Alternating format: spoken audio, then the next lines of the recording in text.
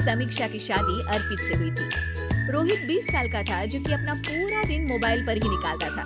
कभी पबजी खेलता तो कभी यूट्यूब चलाता।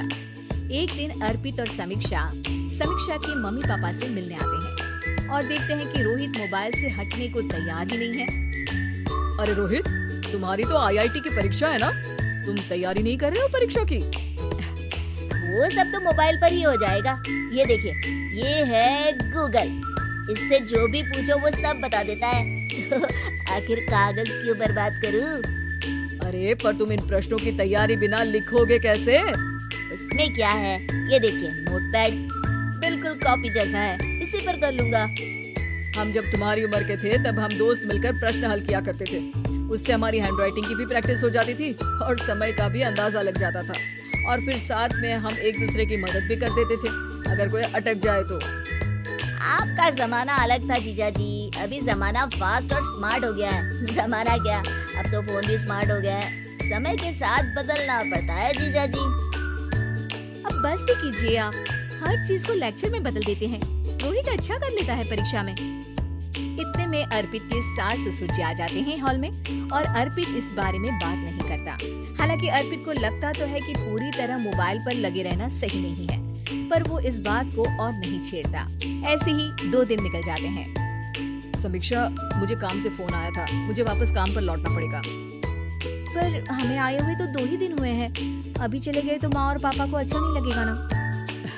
अच्छा ठीक है, तुम रुक जाओ, मैं काम खत्म करके फिर लौट आऊंगा। एक काम कीजिए ना, परसों रोहित भी परीक्षा के लिए निकलेगा, आप उसी के साथ निकल जाना।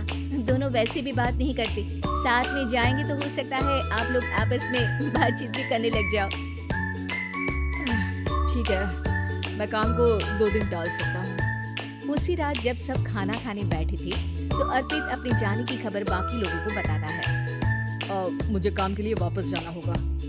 अरे बेटा, पर अभी तो तुम आए हो, इतनी जल्दी चले जाओगे?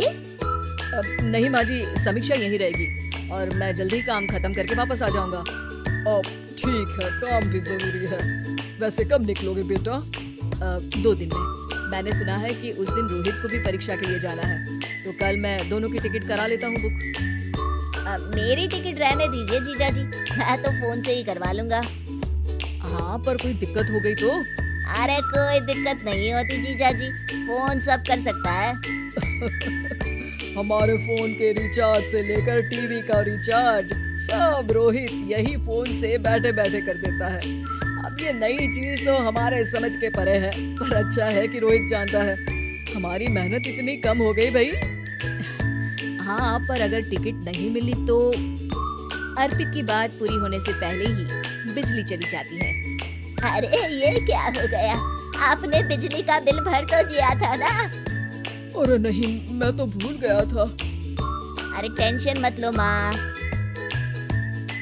देखा जीजा जी, आप बिजली का बिल भी भर सकते हो, समय बदल गया है। एक बार फिर अर्पित इस बात पर बहस नहीं करता। अगले दिन जाकर अपनी टिकट करवाता है और पैकिंग कर रहा होता है जब शाम को अचानक से रोहित के चिल्लाने की आवाज आती है। नहीं, प्लीज प्लीज हो जा, ऐसा मत कर यार, प्लीज हो जा। अरे क्या हो गया रोहित? दीदी, सर्वर हैंग हो गया, मेरी टिकट नहीं हो पाई दीदी। क्या मतलब टिकट नहीं हो पाई? इतने में वहाँ रोहित के मम्मी और पापा भी आ जाते हैं। अरे क्या हो गया? माँ, मेरा टिकट नहीं हो पाया, सर्वर डाउन हो गया। अरे पर तूने तो बोला था कि हो जाएगा। हो जाता है, पर अब क्या करूँ, ये क्या हो गया? अब कल की तो कोई बस भी नहीं है, ना ही अब टिकट मिलेगी ट्रेन की कल के लिए। मुझे तो कोई रास्ता नहीं दिख रहा। अब फिर लगता है मेरा ये साल बर्बाद हो जाएगा।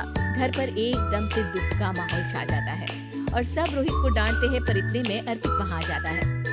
आप सब रोहित को क्यों डांट रहे हैं? आपने ही तो उसे बढ़ावा दिया था ना। लेकिन इसकी लापरवाही के कारण इसकी परीक्षा छूट जाएगी। इसने तो हमसे कहा था कि टिकट हो जाएंगे। हे भगवान, अब क्या होगा? चिंता करने की कोई बात नहीं है, मैंने एक एक्स्ट्रा टिकट करवा ली थी। मैं समझता हूँ कि मोबाइल हमारा ही काम आसान करने के लिए है, पर उस पर ही पूरी तरह से निर्भर होना तो गलत बात है ना। रोहित टिकट अर्पित को देखकर बहुत खुश हो जाता है और जोर से जाकर अपनी जीजाजी के गले लग जाता है।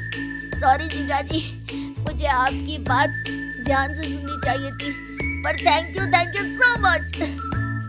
हाँ बेटा, तुमने तो इसका भविष्य बचा लिया।